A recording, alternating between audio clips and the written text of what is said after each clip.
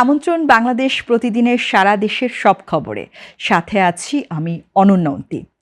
নাটোর নওগাঁ আঞ্চলিক মহাসড়কের নলডাঙ্গার মহিষমারী এলাকার সড়কে অগ্নিসংযোগ করেছে দুর্বৃত্তরা।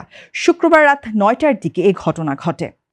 অগ্নিসংযোগের খবর পেয়ে নলডাঙ্গা থানা পুলিশ ঘটনাস্থলে পৌঁছে আগুন নিভিয়ে ফেলে।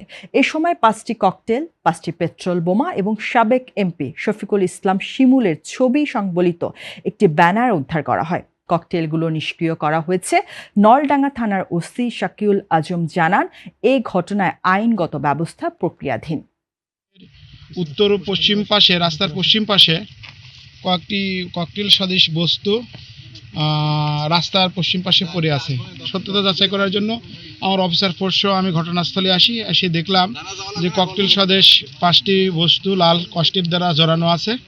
সেগুলো উদ্ধার করে আমরা জব্দ করেছি এবং 5টি 7-আপের বোতলে কিছু পেট্রোল রাখা আছে, পাটের শুলতে বলে দেওয়া আছে। এগুলো উদ্ধার করে জব্দ তালিকা প্রস্তুত করে আমরা থানায় নিয়ে যাচ্ছি। আইনগত বিষয় প্রক্রিয়াধীন আছে, আমরা আইনগত ব্যবস্থা গ্রহণ করব। কয়েকদিন ধরে শীত জেঁকে বসেছে যমুনা পাড়ের জেলা সিরাজগঞ্জে। ঘন কুয়াশার কারণে অনেক এলাকায় সূর্যের আলো দেখা যায়নি, যা ছিন্নমূল ও নিম্ন আয়ের মানুষদের জন্য বিপদ সৃষ্টি করেছে। আবহাওয়া অফিসের তথ্য মতে শনিবার জেলার সর্বনিম্ন তাপমাত্রা রেকর্ড করা হয়েছে 9 ডিগ্রি সেলসিয়াস। সিরাজগঞ্জ জেনারেল হাসপাতালের তত্ত্বাবধায়ক ডাক্তার আকিকুন নাহার বলেন, প্রচণ্ড শীতে শিশু ও বৃদ্ধরা নিউমোনিয়া, ডায়রিয়া ও জ্বর সহ বিভিন্ন ঠান্ডাজনিত রোগে আক্রান্ত হয়ে হাসপাতালে ভর্তি হচ্ছেন। প্রযুক্তি ও মমতায় কল্যাণ ও সমতা, এই প্রতিপাদ্যকে সামনে রেখে সারা দেশে পালিত হয়েছে জাতীয় সমাজ সেবা দিবস। এর ধারাবাহিকতায় ঝিনাইদহে জাতীয় সমাজ সেবা দিবস উদযাপন করা হয়েছে। জেলা সমাজসেবা কার্যালয়ের আয়োজনে সকালে জেলা প্রশাসনের কার্যালয়ের সামনে থেকে একটি র্যালি বের করা হয়। র্যালিটি শহরের বিভিন্ন সড়ক ঘুরে একই স্থানে এসে শেষ হয়। পরে সম্মেলন কক্ষে আলোচনা সভার আয়োজন করা হয়। এতে অতিরিক্ত জেলা প্রশাসক সাইফুর রহমান, জেলা সমাজসেবা কার্যালয়ের উপপরিচালক আব্দুল কাদের, সহকারী পরিচালক মমিনুর রহমান সহ অন্যান্যরা বক্তব্য রাখেন। পটুয়াখালীর কলাপাড়া উপজেলার প্রশাসন ও উপজেলা সমাজসেবা কার্যালয়ের উদ্যোগে দিবসটি উপলক্ষে উপজেলা চত্বর থেকে একটি র্যালির আয়োজন করে।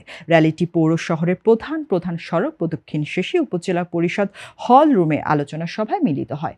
সভায় উপজেলা সমাজসেবা অফিসার জহিরুল ইসলামের সভাপতিত্বে প্রধান অতিথির বক্তব্য রাখেন উপজেলা নির্বাহী অফিসার কাউসার হামিদ। দিবসটি উপলক্ষে মেহেরপুরের গাংনী উপজেলা চত্বর থেকে একটি বর্ণাঢ্য র্যালি বের হয়ে হাসপাতাল বাজার প্রদক্ষিণ শেষে পুনরায় উপজেলা চত্বরে এসে শেষ হয়।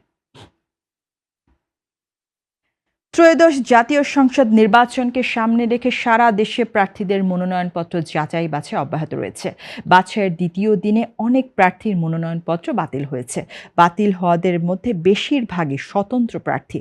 হলফনামার এফিডেভিটে সই, ভোটারের সমর্থনসূচক স্বাক্ষরের সমস্যা, মামলার তথ্য হলফনামায় যথাযথভাবে দাখিল না করা সহ নানা কারণ দেখিয়ে এসব মনোনয়নপত্র বাতিল করা হয়েছে।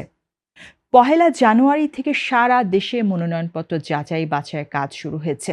নির্বাচনের তফসিল অনুযায়ী রিটার্নিং অফিসাররা প্রার্থীদের মনোনয়নপত্র যাচাই বাছাইয়ের কাজ শেষ করবেন আগামী রোববার। রিটার্নিং অফিসারের সিদ্ধান্তের বিরুদ্ধে আপিল দায়েরের সময় থাকছে 5 থেকে 9 জানুয়ারি পর্যন্ত। আপিল নিষ্পত্তি হবে 10 থেকে 18 জানুয়ারি পর্যন্ত। প্রার্থিতা প্রত্যাহারের শেষ তারিখ 20 জানুয়ারি। চূড়ান্ত প্রার্থী তালিকা প্রকাশের পর প্রতীক বরাদ্দ হবে। এরপর আনুষ্ঠানিক নির্বাচনী প্রচার শুরু হবে 22 জানুয়ারি। প্রচার চালানো যাবে 10 ফেব্রুয়ারি সকাল 7:30 পর্যন্ত। নির্বাচন কমিশনের তথ্য অনুযায়ী এবারে নির্বাচনে 300 আসনে 2569 জন প্রার্থী মনোনয়নপত্র দাখিল করেছেন। নাটোরের গুরুদাসপুর উপজেলার সড়ক দুর্ঘটনায় 2 জন নিহত হয়েছেন। শনিবার সকালে উপজেলার নাজিরপুর জোলারকান্দি এলাকায় নাজিরপুর নাটোর আঞ্চলিক সড়কে ত্রিমুখী সংঘর্ষে এ দুর্ঘটনা ঘটে। স্থানীয় পুলিশ সূত্রে জানা যায়, একটি পাওয়ার ট্রলি, যাত্রীবাহী অটোরিকশা এবং মাছবাহী একটি গাড়ির মধ্যে ত্রিমুখী সংঘর্ষ হলে অটোরিকশাটি দুমড়ে মুচড়ে যায়। এতে ঘটনাস্থলে একজন নিহত হন। গুরুতর আহত অবস্থায় আরও একজনকে রাজশাহী মেডিকেল কলেজ হাসপাতালে নেয়ার পথে তার মৃত্যু হয়। এই ঘটনায় আহত হয়েছেন আরও 4 জন, যাদের আশঙ্কাজনক অবস্থায় নাটোর সদর হাসপাতালে ভর্তি করা হয়েছে। নিহতরা হলেন গুরুদাসপুর উপজেলার বীরবাজার গ্রামের আফসার আলী এবং একই এলাকার মোহাম্মদ হায়দার আলী। মেহেরপুরে বোমা মেরে ডাকাতি, টাকা, ফোন লুট, ব্যবসায়ীকে কুপিয়ে জখম ঘটেছে। সদর উপজেলার তেরঘড়িয়া গ্রামে দুঃসাহসিক ডাকাতিরা ঘটনা ঘটায়।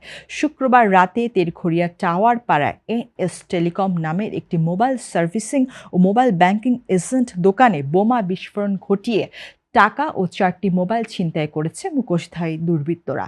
এতে অন্তত 10 লাখ টাকার ক্ষয়ক্ষতি হয়েছে বলে দাবি করছেন দোকান মালিকেরা। মেহেরপুর সদর থানার ভারপ্রাপ্ত কর্মকর্তা ওসি হুমায়ুন কবির জানান, 3 জন মুখোশধারী ডাকাত একটি মোটরসাইকেলে এসে দোকানে ঢুকে নাহিদকে দেশীয় অস্ত্রের মুখে জিম্মি করে ক্যাশে থাকা প্রায় 3 লাখ টাকা ছিনিয়ে নেয়। পাশাপাশি বিকাশ, নগদ, রকেট ও উপায় মোবাইল ব্যাংকিং সেবার লেনদেনের কাজে ব্যবহৃত 4টি মোবাইল ফোন নিয়ে যায়। ওই ফোনগুলোতে মোট অন্তত 7 লাখ টাকার ব্যালেন্স ছিল। এ সময় বাধা দিতে গেলে ডাকাতরা নাহিদকে কুপিয়ে গুরুতর আহত করে। পরে পালানোর সময় দোকানের সামনে একটি বোমা ফাটিয়ে আতঙ্ক সৃষ্টি করে দ্রুত সটকে পড়ে। ভয়াবহ বিস্ফোরণের শব্দে আশপাশের এলাকায় চরম আতঙ্ক ছড়িয়ে পড়ে। জড়িতদের শনাক্ত ও গ্রেপ্তারে পুলিশের একাধিক টিম মাঠে কাজ করছে। নোয়াখালীর একটি সুপার মার্কেটে সোনার দোকানে ব্যাপক চুরি ঘটেছে। বৃহস্পতিবার রাতের মার্কেটে ঢুকে প্রায় 120 ভরি স্বর্ণ চুরি করেছে। আজ সকালে চুরির ঘটনায় স্থানীয় ব্যবসায়ীরা ক্ষোভে ফেটে পড়েছেন। চুরি হওয়ার খবর ছড়িয়ে পড়ার পর মার্কেটে প্রায় 600টি দোকান বন্ধ রাখা হয়েছে। ব্যবসায়ীরা সড়ক অবরোধ করে তার নিরাপত্তা ও বিচার দাবি করছেন। এত বড় চুরি শহরের ব্যবসায়ীদের মধ্যে ভয় ও উদ্বেগ সৃষ্টি করেছে।